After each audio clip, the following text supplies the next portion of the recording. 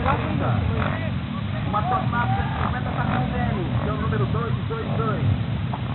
E o 64 está com a XR200 da Suzuki, que é o Abel Neves do Santos. E lá vem ele. Já estão preparando. Vai acelerar o laço. Vamos ver como vai ser essa largada. Tudo pronto. Parabéns aos organizadores da prova. Parabéns ao Ginaldo. Parabéns ao Luiz. Parabéns a todos os patrocinadores que acreditaram nessa qualidade de pista, nessa qualidade de premiação, qualidade dos pilotos, qualidade de todos os